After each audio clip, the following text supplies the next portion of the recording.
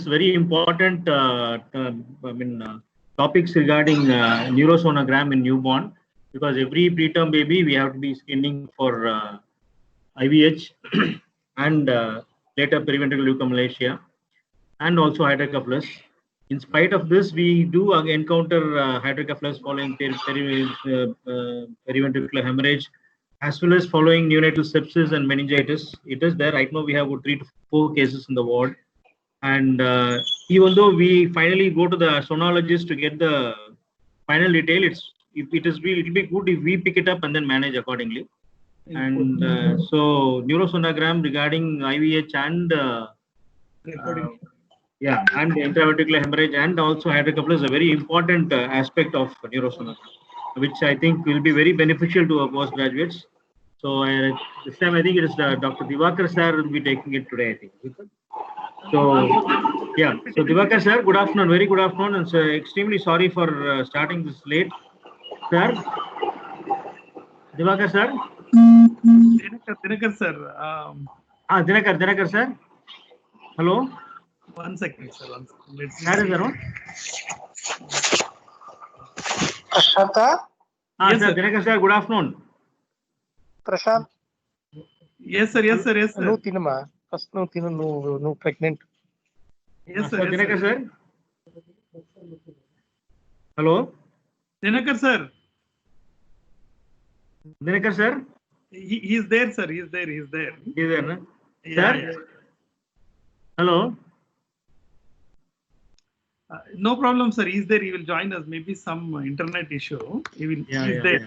Here is what. Okay. Because only yesterday we were listening to his talk in another webinar regarding management of babies with severe respiratory distress.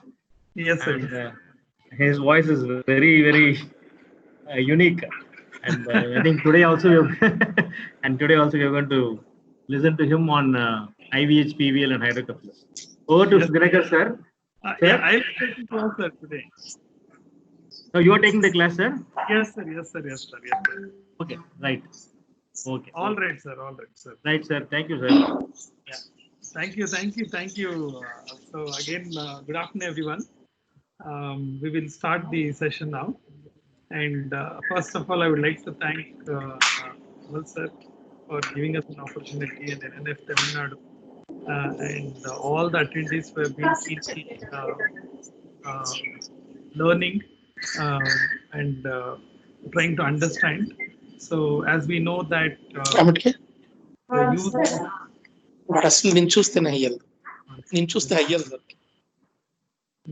mute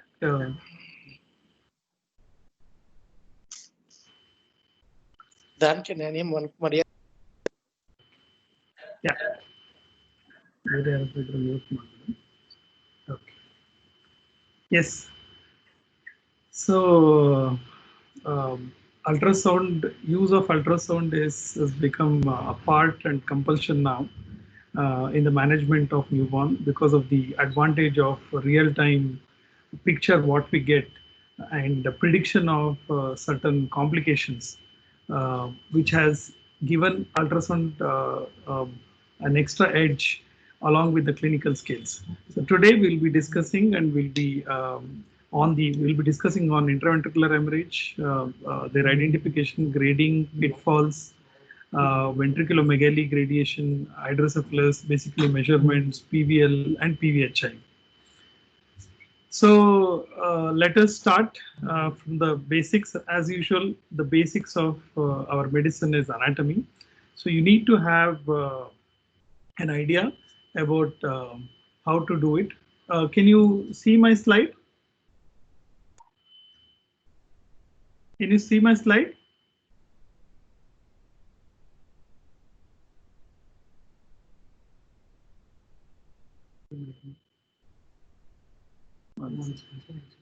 Yes, it's visible.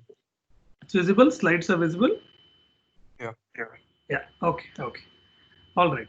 So we will start with basically hemorrhage. When we say it can happen from either venous system or from the arterial system.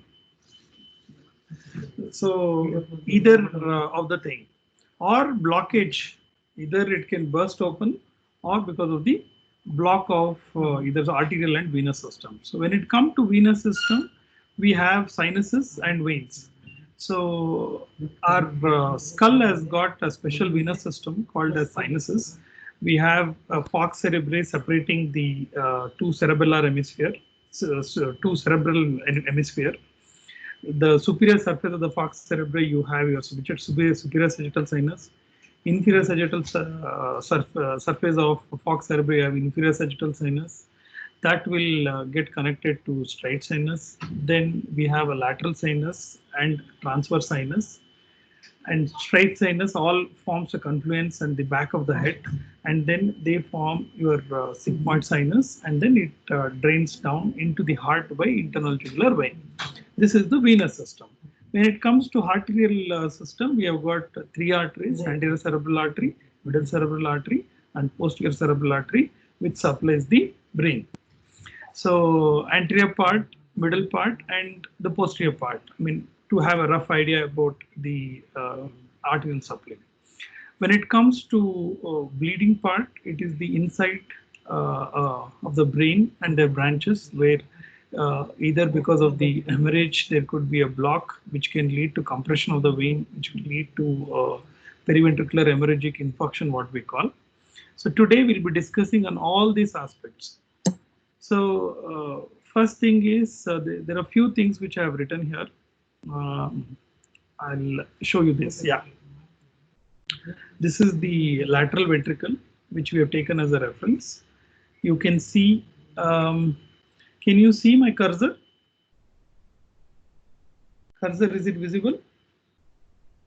My cursor is visible? No. No, sir. 1 second. Control. Okay. Yeah.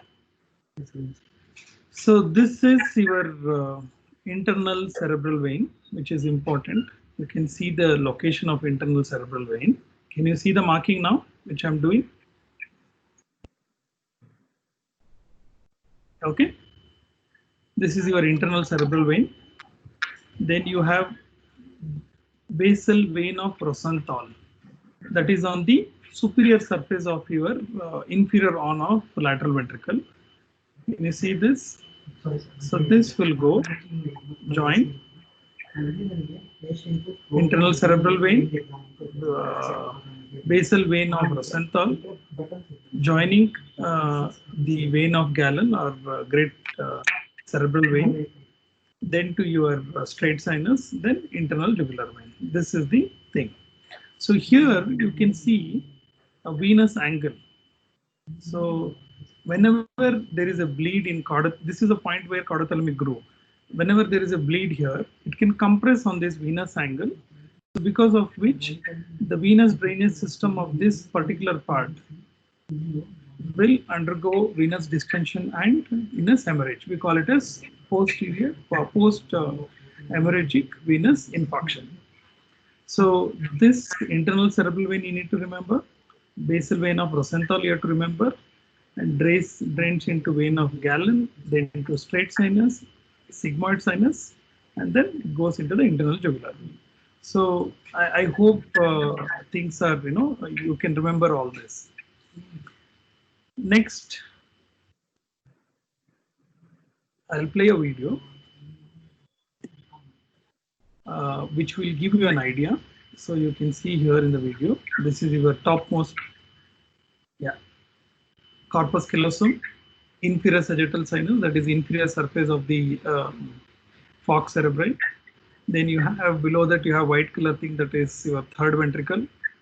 Above the third ventricle, you can see your internal cerebral vein, which is draining to great cerebral vein or vein of Galen,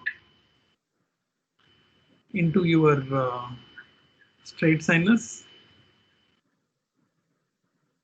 You can see here. Then we are seeing the lateral sinus, where it forms the confluence, and then it drains into sigmoid sinus. Next one you will be seeing now.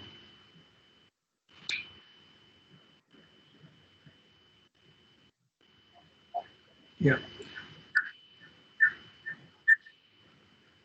So it's getting rotated now. So you'll get an idea. Yeah, that is your sigmoid sinus, then drains into internal jugular vein. So I hope you got an idea about the venous drainage system of the brain, a brief venous drainage system of the brain. Clear?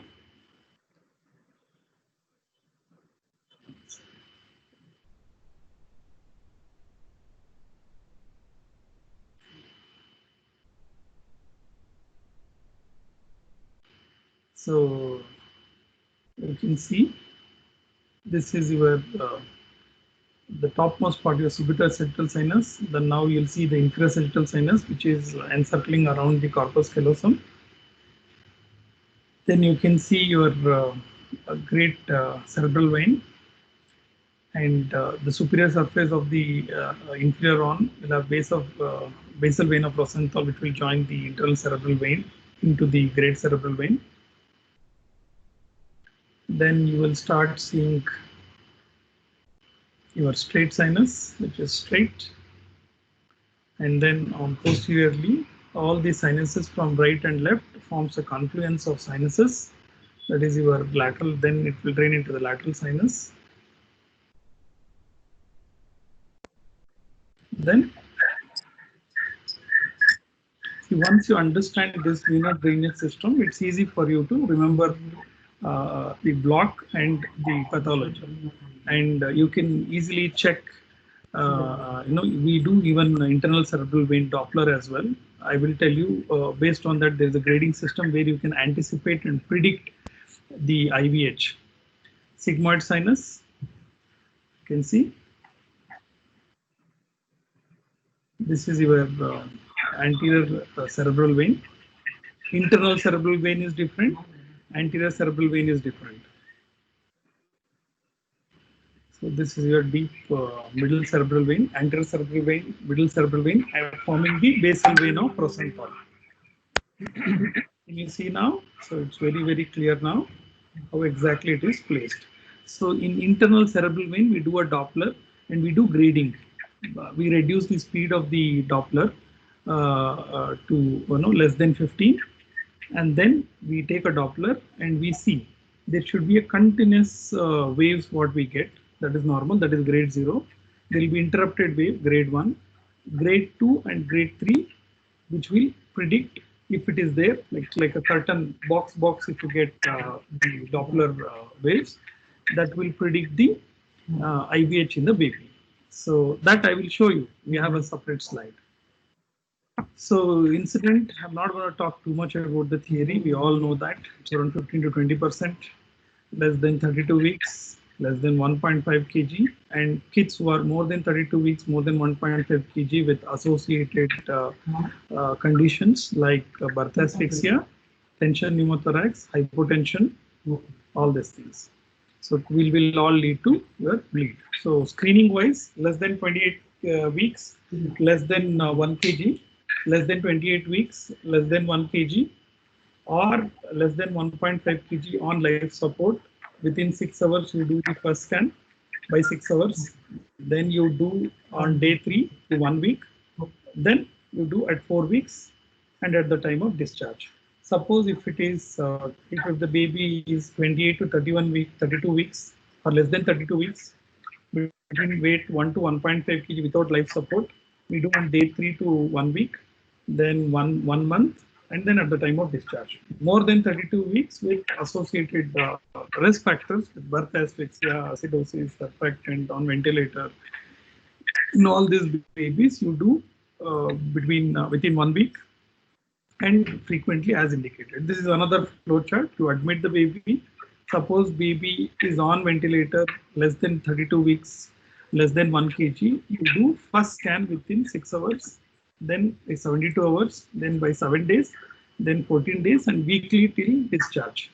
If there is associated abnormal findings which we find, like periventricular cyst, germinal matrix, or interventricular hemorrhage, or hemorrhagic infarction if it is there.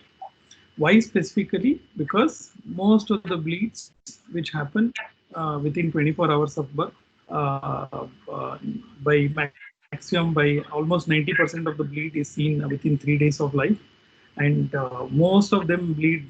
Whatever, if it is at all, if it is there, might occur before 7 days. That's why day 3 scan and day 7 scan is important if we are suspecting any bleed. How to identify the IVH? We need to go with the coronal section. So can anybody tell me where is the germinal matrix present? In any of the volunteers? Autothalamic group.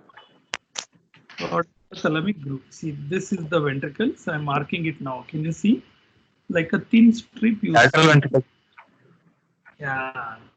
So it's between below the lateral ventricle and your caudate nucleus. You see this thin strip line like this. That is your germinal matrix. So which will which is present all over a subependymal region of lateral ventricle up to even up to the third ventricle when they are less than 24 to 26 weeks. But eventually all this convolute and finally you see by around 32 to 34 weeks at the caudothalamic tube. That is where germinal matrix. That's why more than 32 weeks of gestation or more than 34 weeks of gestation to be very precise, germinal matrix bleed is very, very uncommon. Not that it is not seen, it is uncommon. So this is a point where they can have, can you please mute this and take this down. So this is how, in order to get the, check for the IVH, what section is this, where we have taken the section? Can anybody tell me which coronal section? The first part we take frontal lobe, next anterior rhon, and the third section we take at the foramen Monro. So this slide is where we have taken the slide. Which section is this? Can anyone tell me? Body of lateral ventricles. Sorry? Ventricles. Yeah. Body of lateral ventricles. Yes. So that is, ideally you can take even at the foramen Monro level, or you can sweep it front and back a little bit. Sagittal section, parasagittal section, in coronal section. Now coming to the sagittal section for IVH, parasagittal section is a place where you take look for bleed. Can you see the slide here? So this is the parasagittal section, and I have marked. So this is your caudate nucleus. See the caudate nucleus, which I am marking now in the ultrasound image, and then here you can see your thalamic, which I am marking in mute. See, you can see echo dense region in this particular part. That is your bleed. Clear?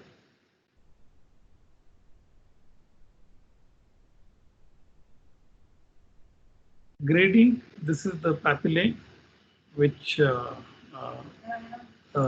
says, grading of which was done in 1978. But I will tell you the thing once this other classification. Imaging of cranial ultrasound, acute hemorrhage is always echogenic. Mute.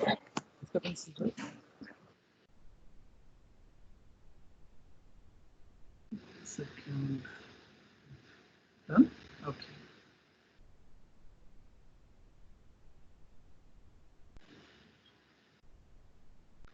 All right. So care should be taken not to diagnose acute hemorrhage, not to miss the acute hemorrhage, and not to diagnose if it is only not very highly echogenic. So I'll tell you the pitfalls which can mislead you, thinking that it could be hemorrhage, and then you will be surprised that there is no hemorrhage. So, and one more thing is large hemorrhages which develops in a short span of time, and plus where it can, if it persists for longer time, clot formation, and clot will retract and forming the edge. So you'll have hyperlucent and echo dense and echo lucent, like that changes you will see in the ultrasound image.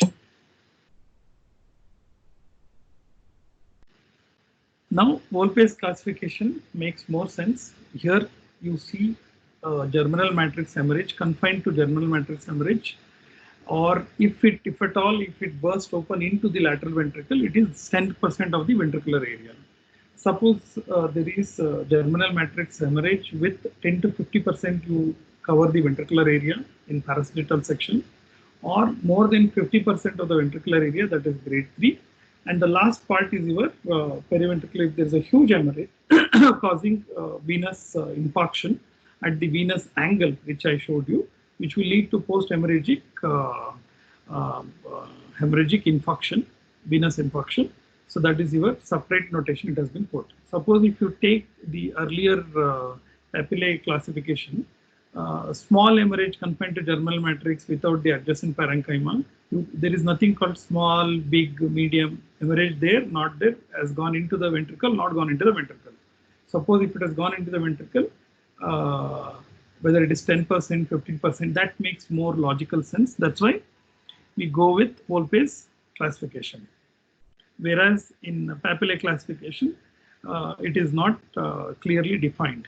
So it is not that accurate. And this is based on the CT scan, not on the ultrasound imaging. And it was done in 1978. At that time, it was, at least somebody thought about grading and classification. That's why whenever we do, we remember that thing, but we follow Volpe's classification. So grades of interventricular hemorrhage, gross section I have given you. If it's confined into the germinal matrix alone, or less than 10% of your ventricular interventricular bleed, ventricular area, that is your grade 1. Then grade 2 is 10 to 50%, grade 3 is more than 50%, and your grade 4 grade 3 and grade beyond grade 3, it is acute hemorrhage blocking the venous angle leading to infarction. So now this is the this is the brain tissue where the bleeding has occurred, the fetus brain. First thing is you can see, and this is an extreme premature baby brain, because brain is very, very smooth like a mushroom, not like a broccoli. So even in ultrasound also you'll find the same thing. So you can see a bleed here. You can see some amount of bleed here as well. This is your grade 1. Grade 2 in pathology, you can see it has bursted open into the ventricular, and you can see that easily it is up to 50% of your ventricular area which is covered. So this is the bleed, what you are seeing. So I'm going a little slow so that you understand. In grade 3, you can see here ventricle is also dilated, plus it is covering more area. Grade 4, you can see the hemorrhagic infarction, because you get your terminal vein here that will lead to block, or internal cerebral vein or a terminal vein, which will lead to hemorrhage. Now coming to the grade 1. So now we got an idea what is grade 1. Into the germinal matrix at the caudothalamic notch with no or minimal bleed into the ventricle, that is less than 10%. So this is the image where the schematic diagram where you are seeing at the caudothalamic groove. You can see an echo dense lesion here. Here, this is the echo dense lesion. Both sides there is a bleed. So you can see here. So we take a parasagittal section. So normally what happens, there is a dip you see, a groove you see in this region. So the groove is maintained. See, the groove is maintained, this groove is maintained, but here it is with a bleed. That is the grade 1. Next. Now, can anybody tell me there is a bleed or no bleed? Anybody can unmute. First, they have to tell me what section first picture is, what section second picture is, where we have taken the section, and plus you have to tell me on looking at both the section what you would tell for doing an ultrasound scan. Quick. We have so many topics to cover. Can anybody unmute and tell me? Coronal section, very good. Fast. There is no bleed. Why do you think there is no? Similar and Can you see echo dense lesion here? Small echo density is there. yes, sir, yes. Okay. So you think there is no bleed, but you have to tell me why there is no bleed. The caudothalamic groove is intact. Very good. So you have taken in the sagittal section, always any bleed, any abnormal pathology, you have to see two different planes. And if possible, even in the supplementary window as well. So caudothalamic groove is intact. Correct? So Yes. in coronal section, you got a feel that there could be a bleed. Then in parasagittal section, when you took, you saw that the caudothalamic groove is intact. Plus, you can see this is your this is the choroid plexus. Can you see here? And even the posterior horn of the lateral ventricle is empty, and it's not no clot is there, nothing is there, and it looks fine. So anterior tip of the choroid plexus, I have told you in normal variant in the last previous class that it can cut out feel you get or bulge feel you get. That's why you need to check at the caudothalamic groove. Extends into the caudothalamic groove, but this is not IVH. Very good. This is the first pitfall. Clear? I'm sure grade 1, you got an idea. Now, can anybody tell me which section and what is the thing? Quick.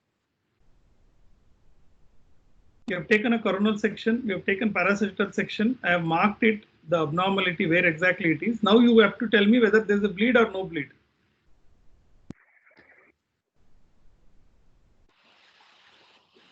Quick. Bleed, no bleed. Unmute and tell me quickly. There is a bleed. Why do you think there is a bleed?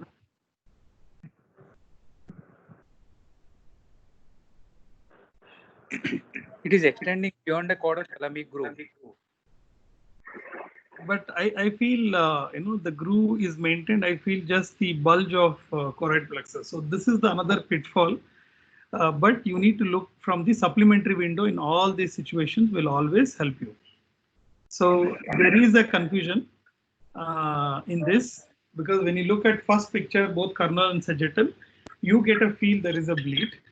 But when you take parasagittal section, you can see, but if you look carefully, the groove is maintained. But this is a dilemma where it could be bleed, it could not be a bleed. In that situation, please go with your other windows, supplementary windows, and have a serial monitoring of the scans of the ventricle and the bleed. So yes, it could be bleed. It may not. There may not be any bleed. But in this situation, if you find serial ultrasound images will help you in coming to the conclusion.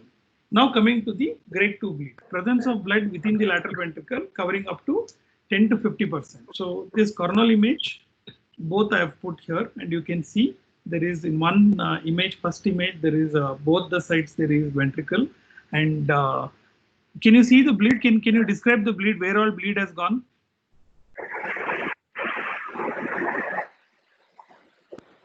So you can see here, right? There is a lateral ventricle. You can see a bleed here. Then through foramen Monro, you see the bleed here. And even third ventricle also you are seeing the bleed. So if it covers blood in lateral and third ventricle seen, but you don't see any dilatation of ventricle, so interventricular bleed tends to, in this situation, posterior horn is little on the lower side. If you actually see the shape of the lateral ventricle, so it usually slides and gravitates and settles down in your occipital horn. So that's why when you see through posterior fontanelle window, you can see a clot. Sometimes if you're checking it late, in the parasagittal section, you might get a groove being normal. But if you are seeing a clot in the occipital arm, that is definitely a bleed. Clear? So this is another picture where which I was talking about. In the occipital arm, the clot has got settled here, gravitated and settled here. So there is a bleed, and it has gone down here. Here also you can see. So these are all important, especially when you have confusion. So in grade 2 sagittal view, you can see there is the groove is altered. You see the groove which is being altered. Plus you see one layer of echodense, then hypoecholucens, then again echodense. Like, you know, tram track, you get a feel. So this is a bleed, and plus in the second image you can see it has gravitated already into the occipital horn. Plus you can see the obliteration of caudothalamic groove. So this is definitely a bleed. Now you have to tell me there is a bleed or no bleed. Unmute and tell me. I have marked specifically. What do you feel? Bleed is there, bleed is not there, or would you like to go with another window? Quick. Unmute and tell me quickly. Fast. Bleed is present, sir. Bleed is present. Why do you think there is a bleed? There are more echodense in dependent part of occipital horn. See, I told you there is, the thing is, the caudothalamic groove is obliterated. Plus, if clot sits and sometimes take the shape of the choroid plexus or the shape of the ventricle. So in that situation, you can see this echodense and echolucens. Echolucens. So if the surface of the choroid is smooth, you see this clot retracted. So there is echodense, echolucens, and then again you see a smooth margin of the choroid plexus. Suppose if it is rough, it is very difficult for you to diagnose in such type of lesions. So that is what I am trying to tell in this pitfall in grade 2. Suppose if the bleed is big, because obviously grade 2 bleed will be 10 to 50% of the ventricular system without dilatation. So you have bleed in the caudothalamic groove, you get confused, but the clot is well formed and taking the shape of the ventricle, and choroid plexus being smooth, you see layer by layer. First you see echodense, echolucens, and echodense of the surface of the choroid plexus. Suppose if it is rough, this signature will get altered. So in this situation, if caudothalamic groove, if it is not very obvious, you might find it difficult if you are doing it later scans when they come for follow-up. So now quickly we'll go with the next, this one. So picture A, bleed there, not there, yes or no?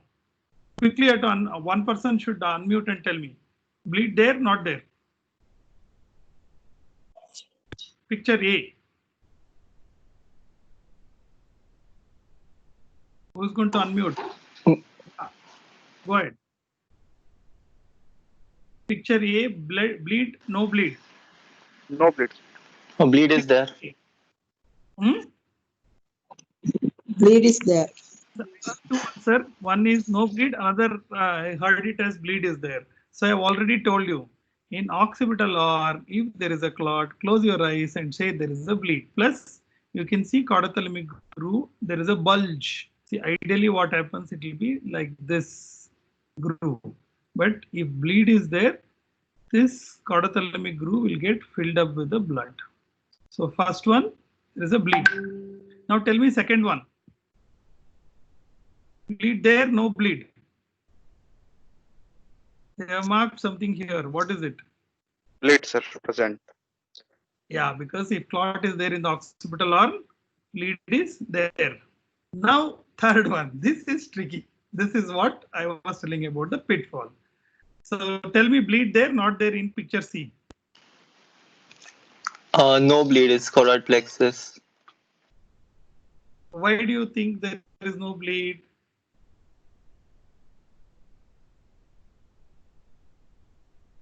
Why do you think there is no bleed? Dependent areas are free. Correct. Then groove, there is no bulge here. The groove is still there. Correct? Yes. Correct. So now, which I was telling about, clot should be able to be seen in more than one plane. whenever you do an ultrasound, if you see a clot in parasagittal section in the occipital arm, try to see from the posterior supplementary window and confirm it. Sometimes if you increase the gain or if your angle of the probe is not appropriate, which can give an artifact of bleed. So that's why you should always confirm in 2 planes. So now picture 1, bleed there, no bleed. See, if you look at this picture, you see there is something here, correct? Next, we took one more. This is because your occipital horn is facing upwards. This we are seeing through which window? Posterior. Erected. Yes, posterior frontal, correct. So you don't see anything here. So always confirm with 2 planes. So this is what I was talking about. So especially when you are looking at bleed, so no clot in the posterior fontanel view. So that's why there is no bleed. Grade 3, presence of blood within the lateral ventricle with dilatation more than 50% it covers. So it is like quite obvious. Unless we are blind, we don't miss this. But here also there are few pitfalls which you need to remember. So in coronal view and in sagittal view, there is no doubt there is a clot, big clot is there. Your thalamo-occipital distance is increased. Ventricles are dilated. Your lateral ventricular height VH is increased. Then you have your anterior horn width, which has gone up,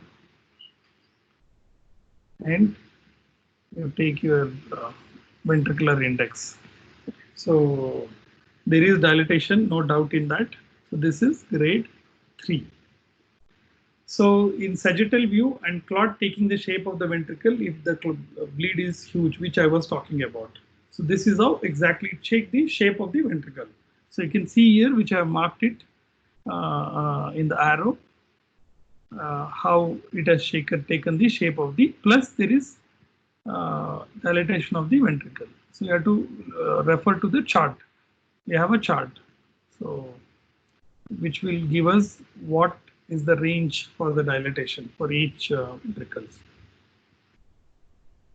So next, now can anyone tell me there is a bleed or no bleed in first picture? This dilatation is there. So whether it is with because of it is IVH or no IVH, it is grade. IVH is present. First slide. Don't look at the second one. First one, which I have marked it. IVH is there. Why do you think IVH is there? I will say that it is not IVH, it is infection. Yes, there is dilatation of ventricles. I agree. Correct. There is dilatation of ventricle. Correct. It is there. Yeah, there is dilatation of ventricle. I agree. But I'm not seeing any clot. But one more thing is, you can see the layer which is thick, ecolucent, the inner lining of your ventricle. So that typically you see in meningitis or infections, where you see. But if you see only dilatation without the signs of bleed, then you cannot call it as IVH. That point you have to remember. That's why I put this slide. See, in the second slide, there is obvious clot with loss of caudothalamic groove plus dilatation. So this is bleed. Pitfalls, which I was talking about, grade 3 IVH with postventricular extension with dilatation of ventricle, and here also you are seeing one bleed plus dilatation you are seeing. So this is definitely, suppose if there is no clot, if it is just the dilatation of ventricle, then you cannot call it as IVH. Now, presence of periventricular hemorrhagic infarction. So imagine there is so the first image, you can see a lateral ventricle here. You can see a bleed here on the left side. On the right side, if you see, there is echodense lesion present. You don't see lateral ventricle here, it is already filled. So parasagittal section you take, again you see the finding here. So basically whenever there is, okay, now I will ask one question. According to you, which one is more dangerous? A large grade 1 bleed or grade 3 bleed? Which you will be careful when you are counseling the patient. Can anyone tell me? Big grade 1 bleed, how will you counsel? The saying that, or which you are worried about or not, or grade 3, which you are worried about. Which one is more dangerous? Can anybody tell me? Which one is more dangerous? Quick. You have to respond because this class is going on for a very long time now. You have to tell me grade 1 is more dangerous, large bleed, or grade 3, which is more, which you'll be more worried about? Grade 1 is more. Good afternoon. Good afternoon. Grade 1? Grade 1 is more dangerous, more difficult to counsel. Why do you think grade 1 is more dangerous compared to grade 3? Grade 1 can, if it's extending, it can result in grade 4 IVH, periventricular hemorrhagic infarction, by compressing the terminal veins. Exactly. Oh, yes. Yeah. So now that's why it is important that whenever there is a grade 1 bleed, you need to have a serial ultrasound monitoring to see whether the bleed is extending or not. If it is extending, it can lead to blockage of terminal vein or the venous angle and causing the post-hemorrhagic venous infarction. So you have to be very, very careful. So you will see that I saw there was grade 1 bleed. There was no, the bleed has not gone into the ventricular system. There was no dilatation. And then you counsel that patients, counsel the parents that it's fine, grade 1 bleed, nothing to worry. And then suddenly after 6 hours, you see a baby becoming, deteriorating. Then again, parents will ask you, 6 hours back, you said that it was fine. Now you are telling me that the baby has become really bad. So be very, very careful. This slide is the latest, these are the use of role of Doppler, which I have put in, where you can predict the intraventricular bleed.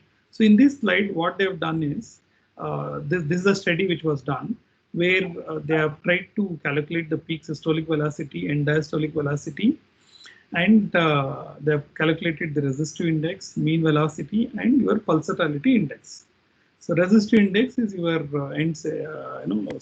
peak systolic velocity minus diastolic velocity by your peak systolic velocity, whereas your pulsatility index is peak systolic velocity minus end diastolic velocity by your mean velocity. That is your pulsatility index. So what they have done is they have done a Doppler study on the two groups. They named it as the hemorrhagic group and non-hemorrhagic group. But what they have noted is those babies who had, they have compared and they have done follow-up in all these extreme premature babies. So they have checked what is the peak systolic velocity in kids who had this particular velocity and what is the outcome, whether they had bleed or not. And they've compared with end diastolic velocity, how much end diastolic velocity in them, whether the bleed has happened or not. And they've also compared on the resistive index and your pulsatility index. So among this, they have found out that end diastolic velocity with more than 9.2 centimeter per second are at increased risk of developing intraventricular hemorrhage. So when you are doing a Doppler, if you get an end diastolic velocity of more than 9.2, then you should be careful that this baby can develop intraventricular hemorrhage. So you should be very, if you're ventilating, you should be very careful when you're handling the baby and when you are managing the baby. So this is one of the studies where end diastolic velocity gave them a prediction for bleed is happening or not happening. So they followed up with those with more than 9.2. They found out that baby had bleeding and you can see resistive index also has gone up. 0.6 to 0.8 is your normal level, but it has gone up. Initially it was normal, but later with end diastolic velocity being more than 9.2, they have observed that this group has developed bleeding. Non-hemorrhagic group, those initially with their end diastolic velocity of less than 9.2, like 5, they didn't develop any bleed. So this is one of the predictor or marker which was done, study was done. So if you have a doubt, you have checked in 2 planes, you are confused, or then you can go with color Doppler and see at the level of Monro. So preferably go with a high frequency because you are trying to look at the vessels radiating the ventricles, and you can see before germinal matrix hemorrhage the color Doppler, and after germinal matrix hemorrhage we can see there is disappearance of the color when bleed happens. So this is another way. If you are getting confused with whether bleed there not there, you can go with color Doppler also, and you can see. This is what is this vein? This is your internal cerebral vein, correct? So you get your basal vein of Rosenthal here, then internal cerebral vein which goes, and then great vein of Galen or great cerebral vein, and then to your straight sinus, then to your sigmoid sinus. So here what we do is we decrease the Doppler speed to less than 15, keep it as 12, less than 15, and then take a Doppler. So when you take a Doppler, if you get a continuous waveform, you should get like this in picture A, which I'm showing now. So if that is there, there is a steady flow. So perfusion with constant perfusion speed. So it is fine. Suppose if it starts fluctuating, see, the waveform starts fluctuating, and the fluctuation is less than the half of the maximum speed. Plus now in grade 3, in grade 2, you see waveform fluctuating more and forming like this waves. And picture D, which I am showing now, you have seen intermittent, pulsatile-like, and waveforms are totally not continuous. It is totally interrupted. So especially this and this can also predict your bleeding, IVH. So when you do a Doppler of your internal cerebral vein, if you don't get a continuous steady waveform, and it is like our Nityananda telling E is equal to MC square, like that. So if you get a continuous flow form, it is fine. If you go into grade 2 and grade 3, that can also predict your bleeding. So this is what I have written, compiled a slide, the summary of the slide with coronal view and sagittal view of grade 1, grade 2 and grade 3. So we will quickly revise, which is confined to the caudothalamic groove with less than 10% involvement of the ventricle is your grade 1. If it is 10 to 50% without dilatation, grade 2. Grade 3, you get dilatation plus more than 50% of involvement of the ventricular system. I'm sure I'm able to fix in a mind what are the grades, what are the pitfalls, and how do you predict or anticipate the bleeding outcome. That is again theory, you can read, which all will lead to periventricular hemorrhagic infarction, hydrocephalus, all those things. Now coming to the choroid plexus bleed. So when we talk about bleed, one is the intraventricular bleed, where you have your germinal matrix bleed, then you have your choroid plexus bleed, then you have your cerebellar bleed, then you have your interparenchymal bleed. So we finished interventricular bleed, now moving on to the choroid plexus bleed, which is not that common compared to the germinal matrix bleed. It is usually anterior to posterior, it can range. I've marked it in the yellow arrow, and more than the 12 mm in length, the diameter, hyperechogenic or echodense, and if it is nodular, that could be that's how the choroid plexus bleed develop. I'm not going into too much this thing. Can anybody tell me what I have put, which picture I have put? Please unmute and tell me what is the section which we have taken and what structure are we looking at and what I have marked in the red arrow. Quick. Please unmute and tell me what is this. See, we finished germinal matrix bleed, choroid plexus bleed. What is it? View. Okay, what you are trying, what I have marked, which structure I have marked? Basal ganglia.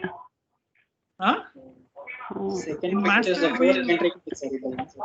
Huh? Second picture, fourth ventricle with cerebellum. Okay, what I'm marking now?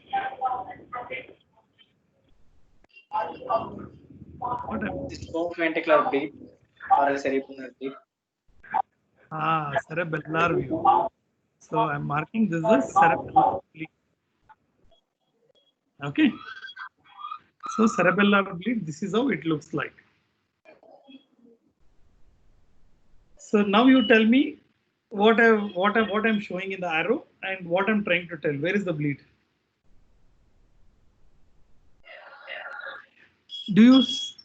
Okay. Quick. Temporal lobe bleed. Temporal lobe. There is a bleed. Correct. This is your intercerebral bleed, which has caused your midline shift. Midline. You see, midline is shifted. Ideally, it should come here. It is shifted. Plus, you can see a generalized, edema. So all, everywhere you see all little, light up things. So this is your interparenchymal bleed. This is how it looks like. Now we'll move on to the periventricular hemorrhagic infarction, which already I gave you the heads up introduction, how exactly it happens. 15 to 20% with IVH as bleed being larger, causing the block. 50% lesion can be extending into the frontoparietal region. 50% might be localized. So basically, whichever side there is a huge bleed and block, that particular side you have changes, correct? So it is unilateral most of the time. So, and you will have a single large compression and single large area of hemorrhagic infarction. So it is unilateral, localized, and even if there is a cyst formation post infarction, it is unilateral cyst or a single cyst, what you will find. Now, which I was talking about, this is your venous angle. This is your internal cerebral vein. We call this as a terminal vein or the venous angle, but thalamostriate vein. So internal cerebral vein, I have showed you. This is your internal cerebral vein. This is your terminal vein, which you are talking about, where your caudothalamic groove is present. You can see the third ventricle here. Thalamus will sit in. So thalamus will sit here like this, correct? And then here you get your caudate nucleus. So this is a place. Whenever there is a bleed, this can block your terminal vein. So based on which all veins are blocked, you get infarction accordingly. Now I'll play a video. You can see the blood flowing, and you can see, I'm sure you can see that small blood which is flowing through the terminal vein. Now bleeding has happened. So bleeding is pressing on the terminal vein, and then you are seeing on the left, you can see now, this is how it works. See, now again I'll play the video. You can see how the post hemorrhagic venous infarction happens. You can see on the image of the video, the bleed is increasing, acute bleed, leading to constriction of the terminal vein and then causing hemorrhagic infarction. So this is how it causes hemorrhagic infarction. You can see here. So this is the bleed, and you see that will lead to again hemorrhagic infarction and hemorrhagic bleed. Clear? So this is how the pathophysiology, which I've already told you how it happens. So now bleed starts as a large distending the germinal matrix, then obstructing the terminal vein, then blockage of the terminal vein leading to the flare-shaped hemorrhagic infarction. This is how it looks. Your hemorrhagic venous infarct. There is a bleed. Then you can see here your distended terminal vein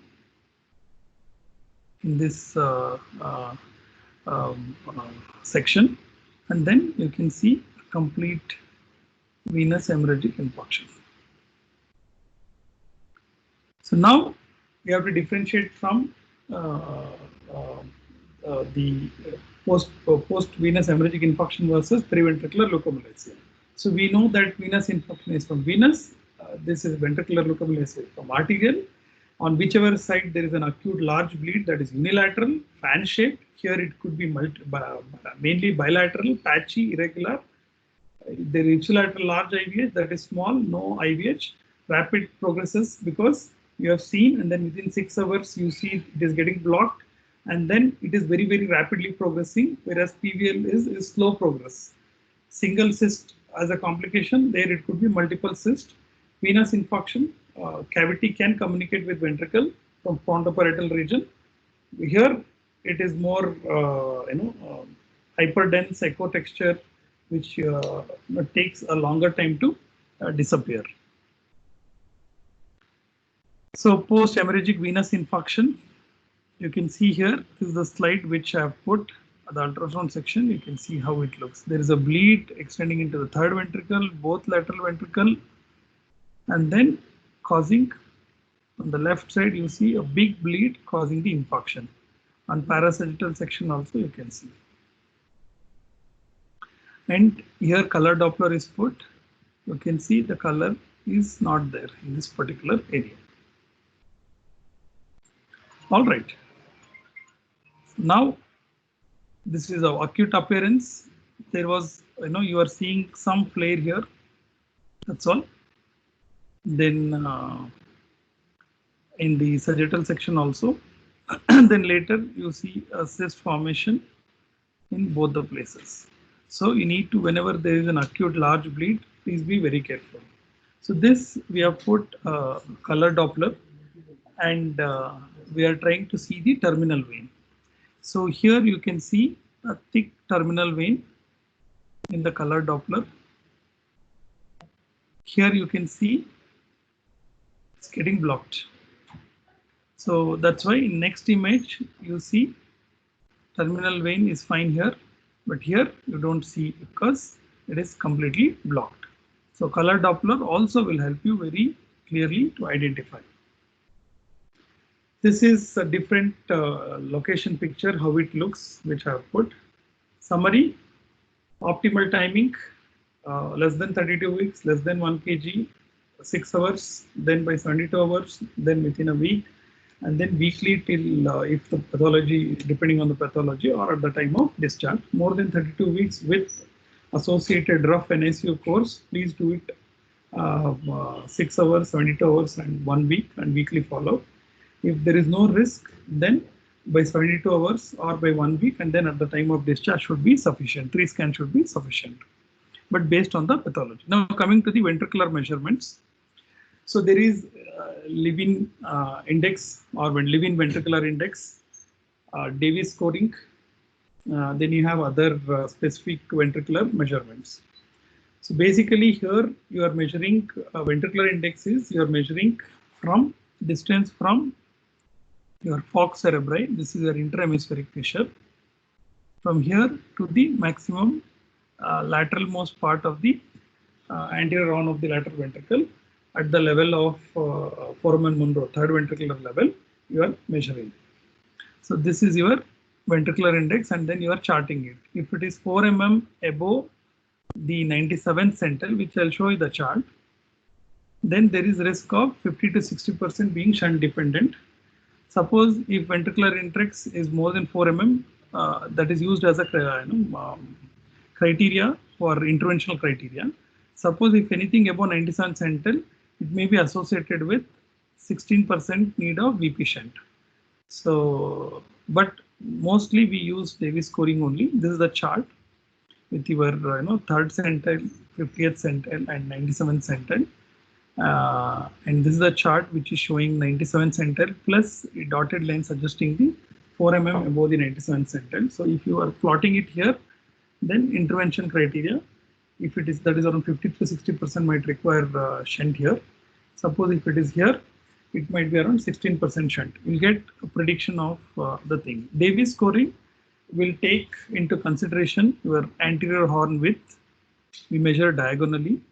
Then you take third ventricular width, you take thalamo-occipital width, the combination of three measurements, anterior horn width of 4 mm, more than 4 mm width, or more than 1 mm of 97 centile, the third last line, TOD, thalamo-occipital diameter of more than 26 or more than 1 mm of your 97 centile, and third ventricular width of more than 3 mm and more than 1 mm above the 97 centile. So if you are taking 97 centile, more than 1 millimeter above 97 centile, or if you are taking individual specific measurement, anterior arm width of 4 mm, thalamo-occipit of 2.6 mm to 26 mm, and third ventricular width of more than 3 mm. These are the three scores which we take for the prediction of your, for the measurement and telling that, when there is ventricular dilatation. Anterior horn width, you take the diagonally, you take this maximum width diagonally, not the axially. And then this is your ventricular height. If you take this ventricular axis, but you just remember in anterior horn width, that is important, third ventricular, and your thalamo-occipital distance. These three things is good enough for you. And there is two charts. One is within 4 days, there is one chart. And for after 4 days follow-up, there is one chart. So this is your third centile, 50th centile, and 97th centile. So three charts, you have to mark it. Thalamo-occipital distance, you take from the posterior aspect of the thalamus to the lateralmost part of your occipital arm, the inner surface of the lateralmost part of your occipital arm. I'll show you how it is taken. So this measurement is also important. As I said, Davis scoring is one which we follow. So from this point, this is your thalamus. From this point, you are taking it till the lateralmost part of your occipital arm. This is your thalamo-occipital distance. Not from choroid plexus, from thalamus. So you take from here. So, and we have a chart within 4 days and more than 4 days, and then you have to mark it. As I said, 1 mm above the 97 centile, or specifically if you take more than 26 mm, that is abnormal. Third ventricular width, the best you can take from your, even from your mastoid window, or from temporal window as well, and measure the third ventricle. Fourth ventricular measurement also same thing, in supplementary window mastoid you can take. This is hydrocephalus ex vacuo, that is where from outside the bleed is causing dilatation and blockage of cerebrospinal fluid. See, ventricular system is like a swimming pool. Suppose if somebody from outside, if they are pushing, it's like a closed loop. So which also from outside bleed also can cause obstruction and dilatation, or from inside if there is certain capacity of the ventricular system to hold on. If it increases, the volume of that fluid increases within the ventricular system, that also leads to dilatation like a balloon. So balloon can be blocked from outside or from the inside. It's like a closed loop, like a swimming pool. So that's why ventricular hydrocephalus ex vacuo from outside, where you see the convexity, concavity is maintained. Here, see, it is more convex. So these are the two types. And measurements, I've already told you how to measure. This is subcortical spaces where you have your interhemispheric length and width, which I've already put in the previous class. I think that you can go ahead with the next one. At least remember this is important. Anterior on width is important. Thalamo-occipital distance is important. Third ventricle is important. Fourth ventricular width is also important. Apart from that, sinocortical length, interhemispheric fissure, third ventricular width, all these things I have given. You can put it in your while doing a scan or along with your machine, and then you can do it. Assessment of intracranial dynamics of transcranial Doppler sonography in babies. So this is the Doppler what we take, where we take and check for the resistive index and the flow, and we measure the end systolic, diastolic peak. It should be normal, RI should be less than 0.60. Now I'll show you one important thing here. Doppler parameters for anterocerebral artery of a premature newborn with hydrocephalus before and after the drainage. So now I have shown you how to take the anterocerebral artery Doppler, where you take mid-sagittal section and then you put a Doppler at the geno of your corpus callosum in front of that, and then you take a Doppler. So once you put a Doppler, you get your peak systolic velocity and then your diastolic, end diastolic velocity. So resistive index I've already told you, peak systolic velocity minus end diastolic velocity divided by peak systolic velocity. Ideally, the range should be 0.06 to 0.80. So now there is a bleed, and then you are sure about the bleed. Now pediatric surgeon comes, and then you do a Doppler. So this is the compression test which I am talking now. So in the first picture, you take a Doppler, and then you see the measurement. You can see here this resistive index is 0.921. So you take your peak systolic velocity, end diastolic velocity, and then you calculate. Now what you do is, it is like borderline. So they will tell that the resistive index is not that much, we'll wait. So you can tell the pediatric surgeon, hold on. What you do is, you do place it here and then you give a compression here from the probe, and then you repeat the Doppler. That is the second image which I am talking now. Then once you press it, you are mimicking the bleed which could compress the anterocerebral artery, and which can lead to your hydrocephalus you can expect in them. So you take a Doppler. So you see a peak systolic velocity and diastole is missing here. So it has become negative. And you can see the resistive index after compression, it has gone up to 1.238. It has gone up. So when you did initially Doppler, it showed 0.9. But when you did compression test, you saw diastole reversing and resistive index going up. So these are the babies which would require shunt. So you can tell the pediatric surgeon that please hold on, and you can go ahead and do the shunt. Suppose if it's still, even after compression, if it is normal value, those babies may not require the shunt. So in another third picture, what we have done is, we have done, we have checked, we did the drainage, and then we have checked. So you can see again the diastole and your resistive index has come back to normal. This is after drainage. In the fourth one, again, we have gone with the compression.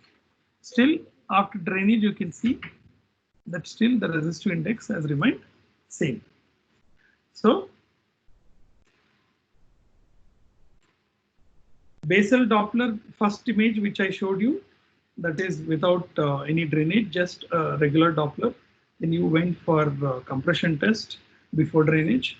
Then you saw that resistive index which went up.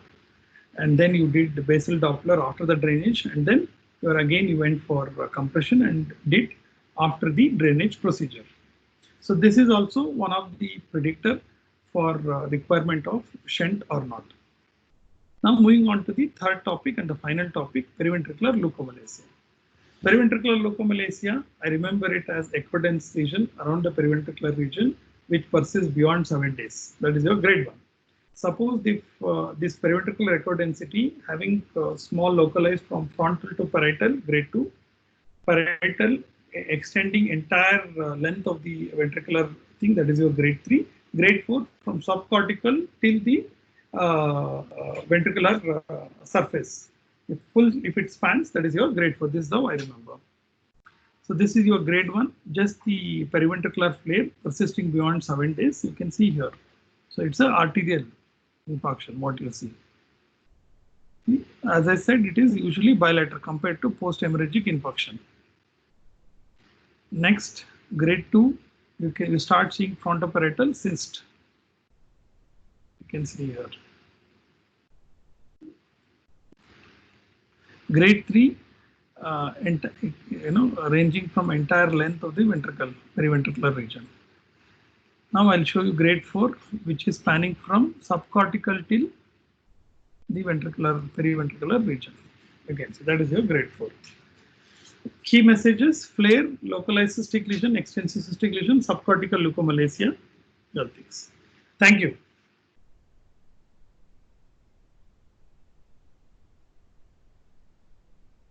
Discard. I hope there was no interruption. My voice was clear and slides were also very clear. Yeah. Yes, sir. Dinakar sir. Yes, sir. Kamal sir. Yes, sir. Yeah, it was excellent, sir. This today's lecture was superb without any interruption, and the pictures were also very crystal clear. And it was, I mean, all those data like delta P and your resistive index were all very well explained. So, and actually, you don't need a hands-on thing. All those ultrasound pictures you showed us were very excellent. And, so, I mean, many things you clarified. So, you told us the basic pathophysiology of grade 4 IVH, which is not actually grade 4. It is a hemorrhage which occurs following block in the terminal vein. So, I think that is an extremely well explained, because this concept most of us don't know. In fact, we came to know about it only during our final year of DM. So, it's very difficult to understand this.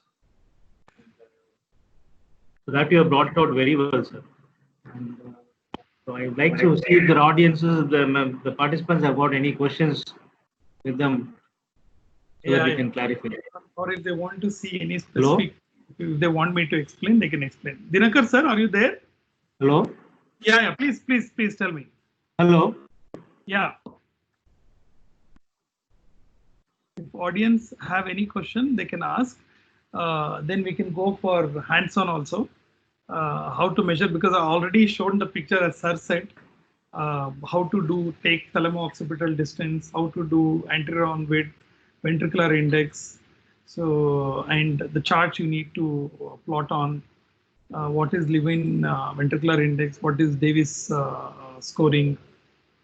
Yeah. If your audience have any questions.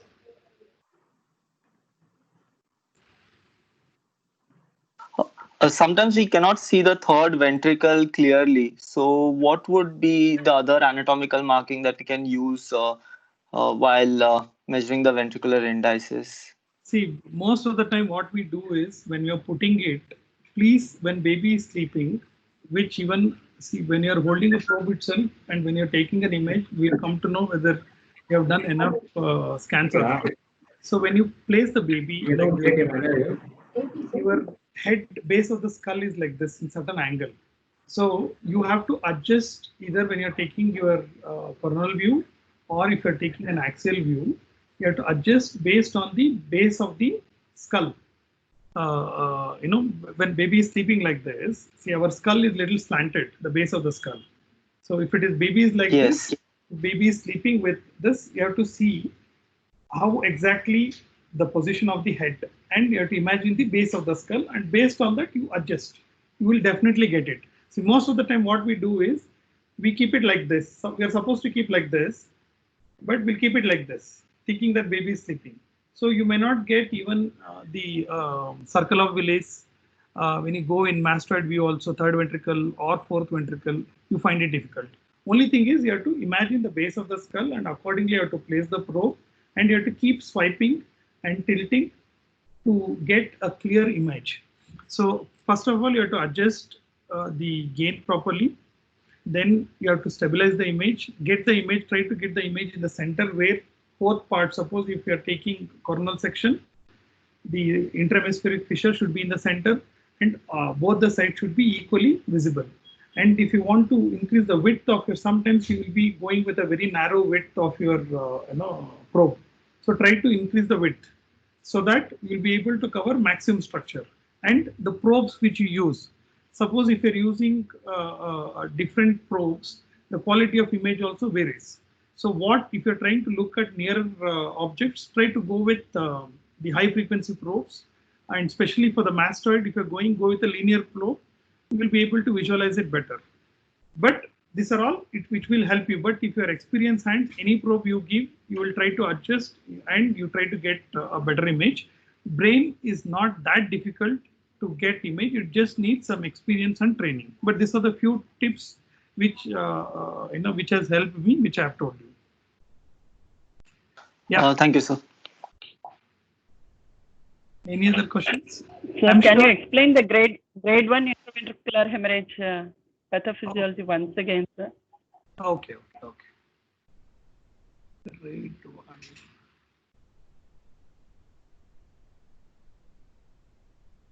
One second. Yeah, see, grade 1, there is a germinal matrix bleed. Germinal matrix is your subependymal region. That means below your lateral ventricle, you get a lining. One second, I'll start showing.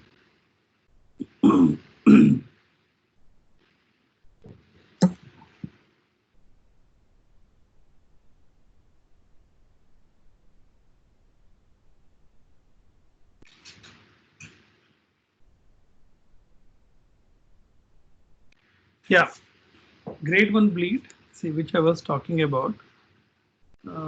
Sorry, not enough pen. Yeah, see, this is the area where your germinal matrix is seen. It's between your caudate nucleus, caudothalamic groove, and your lateral ventricle. So that is a place where you see, that is called subependymal region, where you might, and germinal matrix vessels is nothing but a pluripotent, it's like a stem cell, which will give the different type of cells to the brain. So this is maximum up to 24 to 26 weeks and can go up to 28 weeks. By around 32 to 34 weeks, usually it disappears, and maximum focus after 28 weeks you see in the caudothalamic groove. So this germinal matrix doesn't have a wall, so it is very, very fragile. So when we talk about the arteries or veins, they come with wall. There are few venous system, few arterial system which is without wall. So germinal matrix is one of it. So whenever there is a rough NICU course or resuscitation requiring for longer time, premature baby, so this can bleed.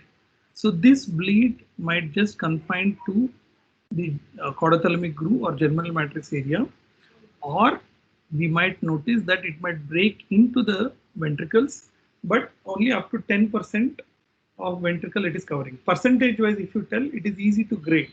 Otherwise, if I just say that confined to germinal matrix alone, the caudothalamic groove alone, what if there is some amount of bleed? So will you call it grade 1 or grade 2? So that's why your Olpace have changed from papillae that up to 10% with caudothalamic groove bleed confined, we call it as grade 1 bleed.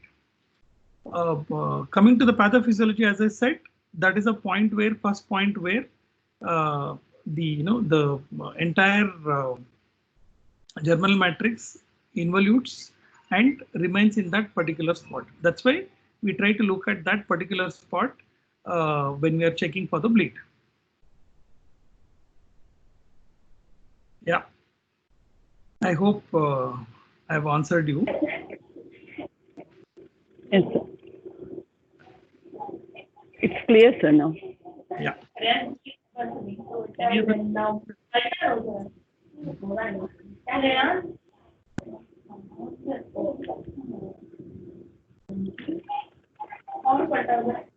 Any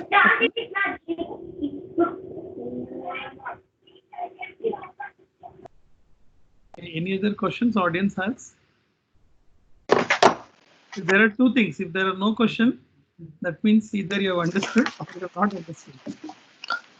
With respect to Dopplers, considering the most common is hemorrhagic infarct. So, what's the role of arterial Dopplers in a normal preterm baby?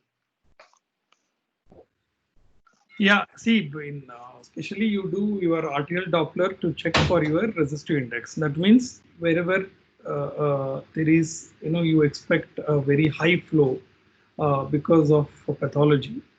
You do, especially in PDA, you do to check for the reversal of flow or resistive index. Then you check for bleed, you check for predicting of bleed. Then that's what I've shown few diagrams.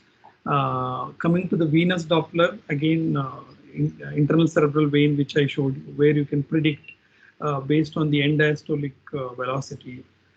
So there are a lot of studies. This especially the role of Doppler in neonatal brain is the most researched topic. Probably, a lot of studies are still happening where the role is just defined, like how Dr. Daniel Livingston changed the concept of the use of ultrasound lung, like how we came up with A lines, B lines, Z lines, and lung sliding, lung point.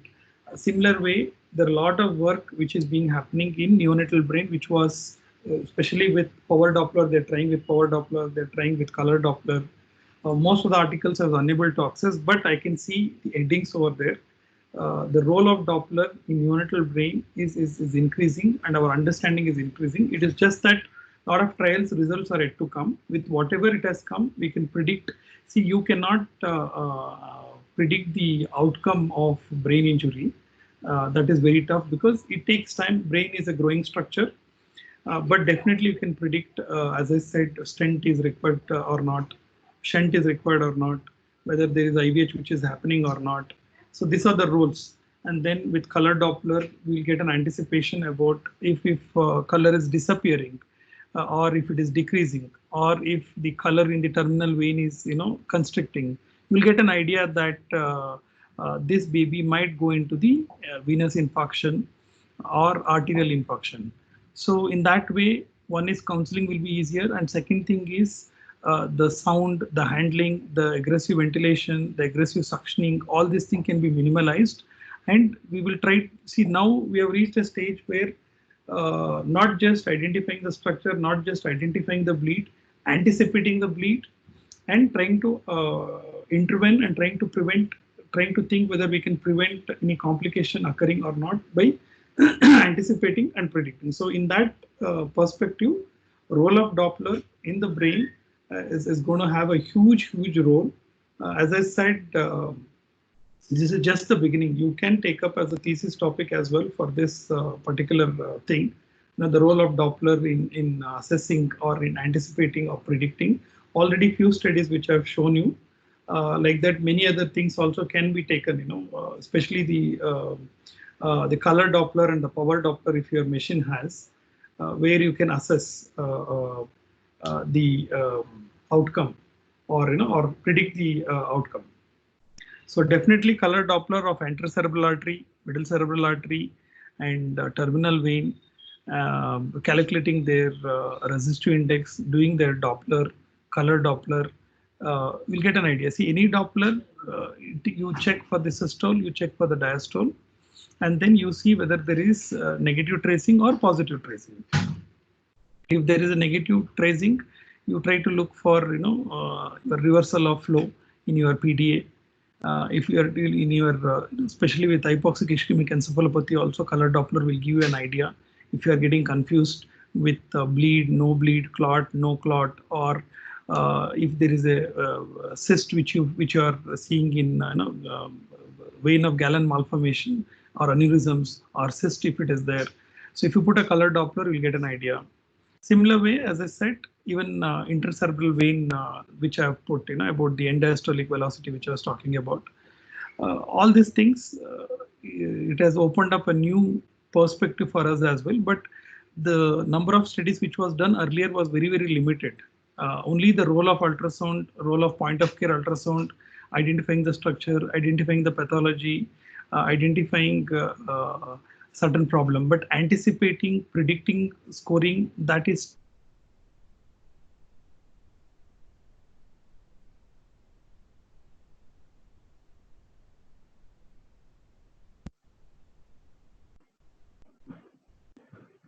Hello?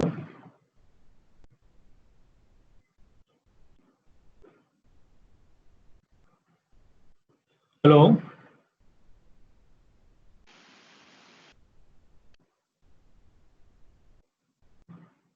Hello, sir? Yeah, yes, sir. Sir, Other laptop got.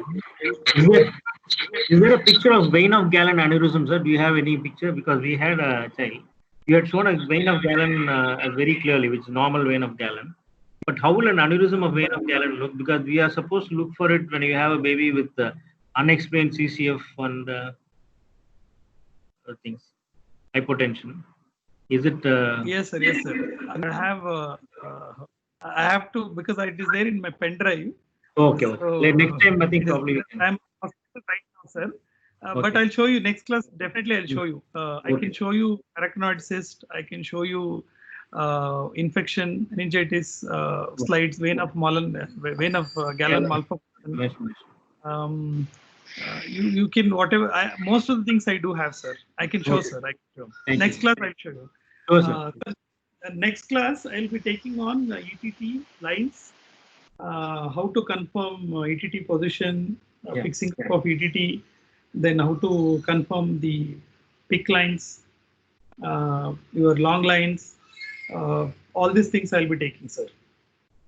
I have few good videos also, especially for ET tube confirmation, and that I'll take in the coming Friday. I'll take that class. Then probably next week we will plan for series of ultrasound lung.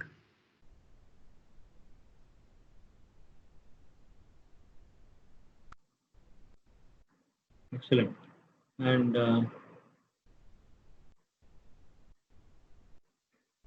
so I think this is something new which we got from this class, sir. That is, we were actually planning to have this class mainly to diagnose bleeds. But now you have given us a class where you can even predict bleeds with Doppler, which we didn't think of. Yes, sir. Yes, sir. Yes, sir. No, it is just that we are also, I'm also learning, sir. This test on ultrasound was invoked by Dinakar sir only, and then we had series of training sessions.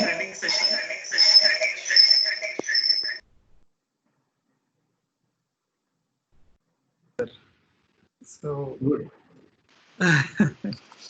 Just one last question: that is it enough only to check for anterior cerebral artery Dopplers, or do we need to check the other vessels? I have to check anterior cerebral artery, middle cerebral artery. Go with a temporal window.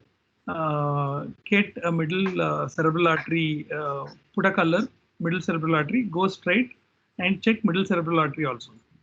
And plus, if possible, your internal cerebral vein, if you get it, if you are able to do a Doppler also. But for that, you have to decrease the speed. See, your Doppler concept is like, depending, it will estimate the speed of the blood vessels which is moving. How do we do it? Those which are very, very high speed, you won't be able to get the reflection of those red blood cells if you keep lower speed of the Doppler. So that's why we go with power Doppler or high speed Doppler. Especially if there is a low flow areas are there like brain, try to reduce the Doppler speed to 15 centimeter per second and then try to do it in the internal cerebral vein also. Because that's what I was telling you, the lot of, not just the anterior cerebral artery Doppler, middle cerebral artery Doppler, try to do with the veins also. So you'll get an idea about, whatever studies.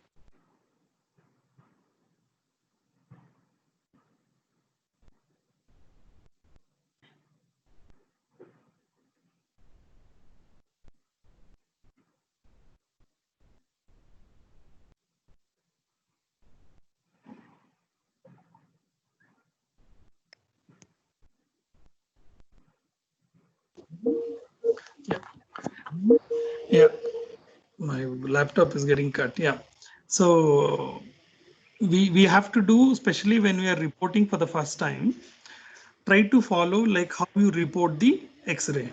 One is cortical area, subcortical area. Then you look at the external surface. Go from dura, your meningeal covering, layers of skin, meningeal covering. Try to look at the distance of subarachnoid space also, width also. I have shown you normal variant, interhemispheric width. But try to focus first on the what you need to focus. That is, if there is a premature baby, sudden deterioration, there is a bleed, you please confirm that. After that, when you're reporting, take those picture and try to see one by one, 100 to 200 like that. We get some idea. As we are told in previous class, at least 500 plus or up to 1000, then things will be much better. We are now, I myself, I am, because since I work in a private hospital, whatever cases we get, we have, I'm just trying to do everything in this way, but which has opened up for me to even to come up with a lot of studies as well. So try to report it in a very systematic way. Then once you have seen the external structure, then cortex, then deep cortex, ventricular system, then you go with Doppler, anterior cerebral artery, middle cerebral artery. Then you go with your circle of Willis, try to see other structures also, like, even you can see olfactory lobe, hypothalamus, you can see superior colliculus. That is later stage. First, once you have done with basic anatomic structure, then your cisterna magna, all measurements. So try to do with, for one baby, everything, but don't lose the focus. But this is for your understanding and training. This is what I do with, I'm not a master, but I'm evolving. I'm trying to understand and trying to get the concept and think in a different way. So you can report it that way. Yes, thank you. Do you have any live images or videos while checking the internal cerebral vein, Doppler? I will try to get one, and I'll show it in the next class. We'll have hands-on at that time, and we'll show it in the next class. Okay, we will get it. Thank you. It's not a big deal. Yeah, thank you. Yep. Sir, the demand for the recording of the classes is growing, sir. We just want to know. Yes, sir. Sir, recording is there. I'll give it to you. What we thought was, if you give recording, then people won't attend. So that's why we thought we'll keep. I know, I understand that, sir. The only thing is for revision, it will be useful. Yes, sir. Once everything is done. Yes. I'll give it to you, sir. No problem. You can give it to everyone. Thank you. Thank you. Just thought if you put it early, then people will attend. And live session will always be good for them. Good. That's true. That's true. Where can we get the next class and schedule of the? We are giving it, circulating it everywhere. Even I have put in my NNF Karnataka Facebook page also, and NNF Tamil Nadu also. They are circulating. We are broadcasting, yes.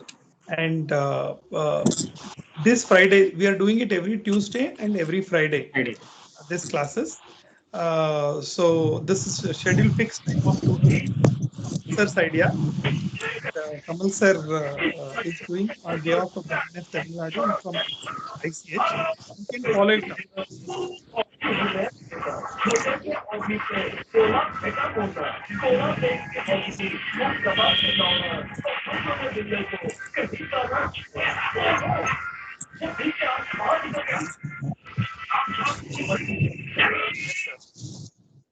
Is there anything else? I think that is.